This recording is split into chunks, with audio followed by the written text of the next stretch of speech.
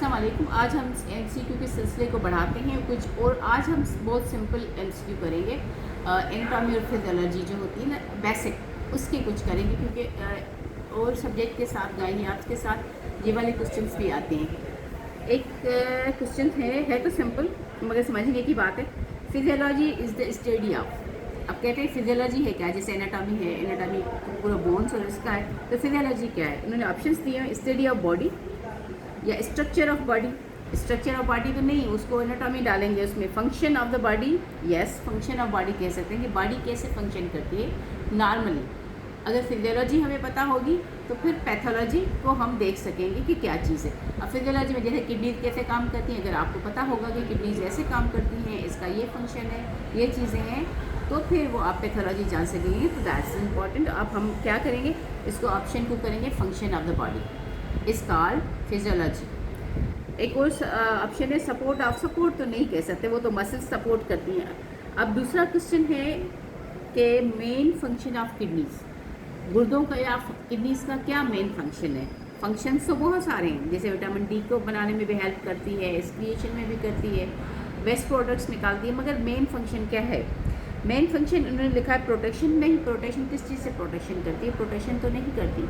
Protection का कुछ और मानना निकाला जाएगा यहाँ पे। अगर हम कहें कि प्रोटेक्शन, तो प्रोटेक्शन इसमें नहीं होगा। डाइजेशन नहीं, डाइजेशन तो जीआई सिस्टम करता है, और प्रोटेक्शन हमारा इम्यून सिस्टम करता है। तो इसमें है एक्सक्रिएशन। यस, मेन काम जो है ना वो किडनी का है एक्सक्रिएशन, जैसे excessive water, excessive minerals, toxins, drugs, वो सारा एक्सक्रिएशन है। बाकी जो उसके काम है, हार्मोन रिलीज़ करना, अनीमिया में हेल्प करना, विटामिन डी में हेल्प करना, वो उसके एक्स्ट्रा काम है। मगर मेन काम जो है उसका वो है excretion of waste product from the body और excessive water from the body. ठीक है। अब है कि प्रोसेस ऑफ रिस्पायरेशन में कैसा होता है, क्या चीज़ें होती हैं, कैसे होता है रिस्पायरेशन, कैसे की जाती है, उसकी फिजियोलॉजी क्या है।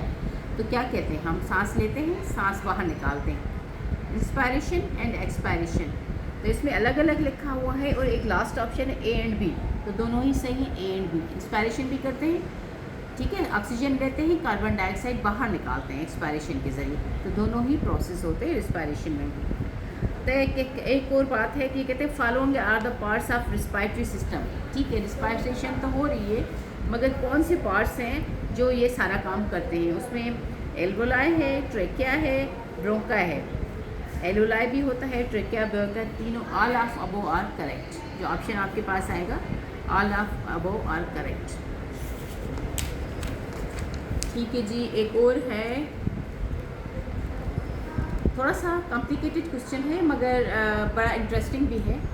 अगर किसी को इसमें कोई डाउट है, क्योंकि हम ये थोड़ा सा अपने अंदाजे से लगा है, कहीं बुक में ऐसा नहीं लिखा हुआ, जिस तरह से इन्होंने ये दिया हुआ है, देखा कि a cone shape muscular organ lies in the centre of the thoracic cavity is called. अब अगर ये सेंटर ऑफ थोरेसिक कैविटी करता है, तो सेंटर में तो हमारा थोड़ा सा लेफ्ट करके हार्ट होता है। अब और लंग बोथ साइड से होते हैं, तो ये एक्सक्लूड हो गए, लंग्स नहीं है, क्योंकि ना ही वो कोन शेप होते हैं, ना ही सेंटर में होते हैं, वो दोनों साइड्स पे होते हैं। अब हार्ट भी थोड़ा सा लेफ़्ट साइड पे टिल्टेड है, it's not in the centre, ठीक है, मोस्ट प्रॉब्ली है, और उसका कोन शेप नहीं है, वो थोड़ा सा ब्रॉडर है, कोन नहीं है। एक है एरोटा। एरोटा जो ऊपर से आती है ना वेसल्स, वो बिल्कुल सेंटर में होती है, और उसका थोड़ा सा ऐसा है जैसे पाइप लाइक स्ट्रक्चर, ऊपर से ब्रॉडर, नीचे से नैरो, तो उसको हम कह सकते हैं। अदरवाइज़ आपको अगर कोई और इसमें लगता है कि नहीं ये नहीं हो सकता, हार्ट है या कोई और है, तो फिर वो आप हमें कमेंट्स में भी बता सकती हैं कि नहीं ये इसका ऐसे ऑप्शन नहीं हो सकता। तो हमने अपने अंदाजे से इसको लगाया हुआ है। There are 4 cavities that contain the main organs. यहाँ पे 4 कैविटी हैं बॉडीज़ में, वो बॉडी की बात कर रहा है कि बॉडी में 4 कैविटीज़ हैं ह्यूमन बॉडी में, वो कौन सी हैं। ऑप्शन उन्होंने दिए हैं, क्रेनियल कैविटी है, थोरेसिक कैविटी है, एब्डोमिनल, पैल्विक, और दूसरा ऑप्शन उन्होंने cranial, thoracic, uterine, lumbar. Third one उन्होंने दिया cranial and vertebral, thoracic, lumbar.